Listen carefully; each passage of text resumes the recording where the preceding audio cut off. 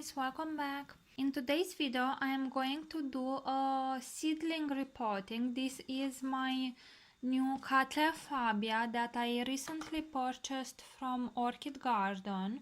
And if you didn't watch that video, you have a link in the description of this video with my orchid haul.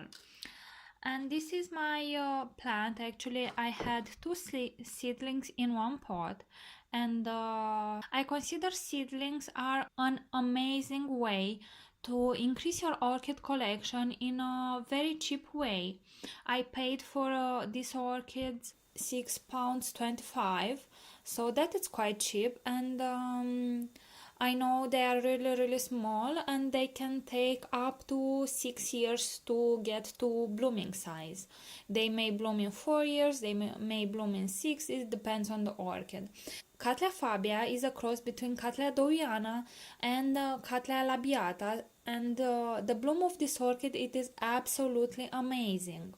I had some orchid seedlings in the past as well, and I had great success with them. I have sold them because I have found quite cheap versions of the mature ones on orchid shops, but this is a new orchid, and I couldn't find one anywhere on the internet, so I decided I want to grow it from a seedling.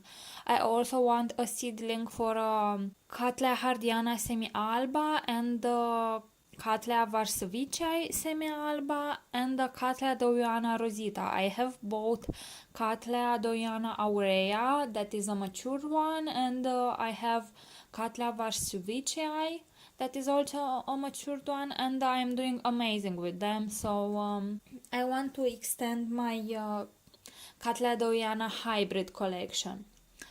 And now let's get into the seedling repotting. These orchids stayed 3 weeks without water. They were really dehydrated in my unboxing video, but meanwhile they have sit into a jar of water for 2 days and they are now fully hydrated. And the first step that you want to take when you want to repot your Cattleya seedling, it is gently squeeze the pot and take the medium out. Now when I have repotted, the medium fell down and I only had a few pieces of bark on the roots, but when my orchids sit for 2 days in water to hydrate it, those pieces of bark detached from themselves, and now my roots are pretty clean. I wouldn't recommend, if you have a piece of bark that is really attached to a seedling root, to try to detach it, because seedlings have very little roots, and if you damage them and if you break even one single root, that will take a huge toll on the orchid, because it is a very small orchid. So you want to take that extra step to provide the best care that you can for it. So I would recommend, if you have maximum 5 pieces of bark, small bark attached to them, just leave them. I guess you already know how to see which roots are alive and which are dead. So the next step will be to spray the root system as best as you can with hydrogen peroxide 3%. I poured mine in this spray bottle and I'm spraying it really well. And I will let it fizz for 3 minutes. You want to make sure that your orchid, it is in growing stage, meaning it has growing root tips, like I have one here, or you need to see a new growth that it's starting to produce roots. Now I have a little growth here, but my orchid, it is in active growth. I have a lot of growing root tips. I have one here, I have another one here. So this is a good moment to repot this orchid. You don't want to repot an orchid, especially if it's a seedling, when it is not in active growth, because quite often orchids kill their old roots when you repot them into a new medium, and you don't want to stress too much a seedling, because it would be quite hard to recover from a full root loss. The hydrogen peroxide, it is a very good fungicide, and it will also kill any snails or snail eggs, so that is very, very good. I will choose to repot my orchid into the same pot that it came with, because this is a 7 centimeters pot. It is not big. I recommend you try to use for seedlings clear plastic pots, so you can see what is happening in the pot. They are quite sensitive, so as I said, you want to take that extra step to make sure they are okay.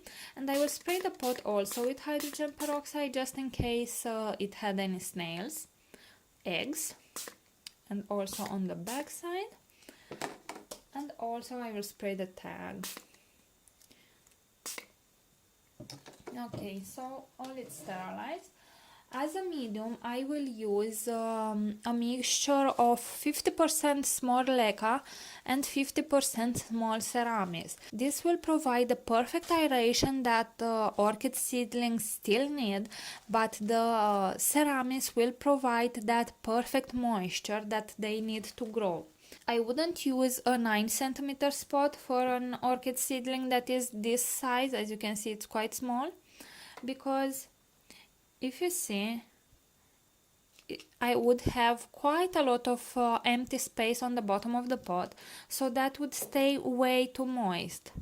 Look, if I would pot my orchid like this, I would have more than half of the pot without any roots to absorb the moisture, and also this orchid doesn't yet have a big root system, so you want to stick to small pots. I could choose to use 2 small pots like this and pot my orchids separately, but these orchids stay together and they are quite used to be together. It's not like I would pot together 2 orchid seedlings that grew in separate pots and they may have different disease to spread to each other. So if one of these has a disease, the other has it too, so it's not a problem for me to pot them together. As you can see, I have a small dead root here, but I won't hassle to cut it because it's only one and it's really, really tiny. So I will put a little bit of medium on the bottom of the pot. And if you have problems with medium falling down through the holes of the pot, you may try to use some bigger pieces of leca on the bottom to cover the drainage holes.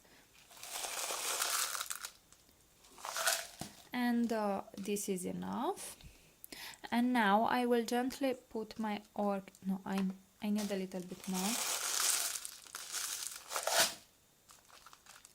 Like so. And now I will put my orchids. I will make sure I leave quite a lot of space for the new growth to develop, and try to...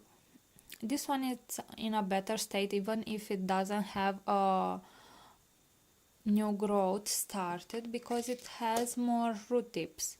As you can see, this root here is branching out, so that is pretty nice. So I will place this one too here and try to put them in the middle of the pot if you can. That is only for seedlings, because they are quite small and you don't really know where the new growth will start from, so that would make quite a perfect place for mine. And now gently put medium around them.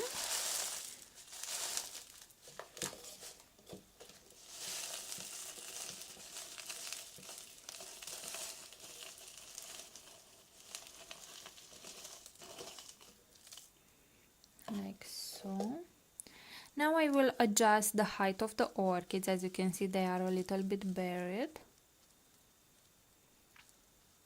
And they won't need staking because they have quite good roots.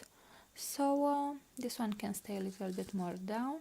When I want to put an orchid that is already potted maybe a half centimeters more down to the pot, I try to gently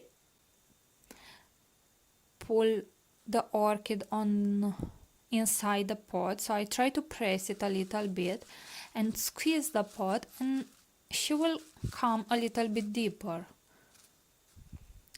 And like that I won't damage any roots. So that one is perfect, and now let's work with this one.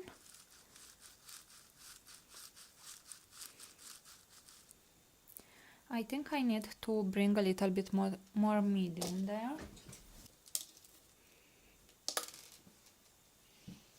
And this is how simple you would repot any orchid seedling. Now, when seedlings are this small, they don't require different growing conditions, so you can use the same mixture for any type of orchid seedlings. I do recommend you keep your orchid seedling in an area that has a quite warm temperature. About 23 to 26 Celsius I think would be the perfect range conditions for this orchid. I will do in the next days a care tutorial for orchid seedlings also, but for the moment I will show to you how I would water this orchid. So you can see I have here my orchid pot and with the tray, and usually when I water I have a bigger bucket on which on top of which I have a sort of grillage.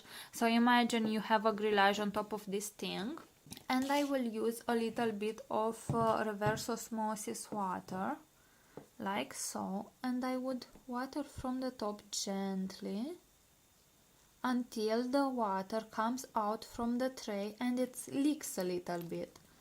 So if you still have a little bit of water or moisture, you flush the pot truly. So if any sort of bioloads would start to form inside the orchid pot, that will be flushed away, and I will water like this every single orchid. Doesn't matter if it's a seedling or not. Some of you have asked me to show my watering regime, and I will try to do this as soon as possible. And now I will go to place my orchid in a bright location, and I will come back with my care tutorial.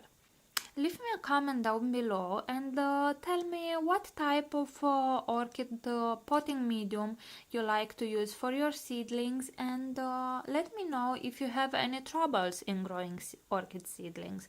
I didn't encounter any sort of problems in growing them. I quite enjoy this process. I consider it very rewarding to grow an orchid from the moment it is a seedling and bring it to blooming size. I am quite curious to see what is your opinion about orchid seedlings. And if this is the first time you are watching a video on my channel, please consider subscribing to it so you can stay up to date with all the orchid videos that I am posting.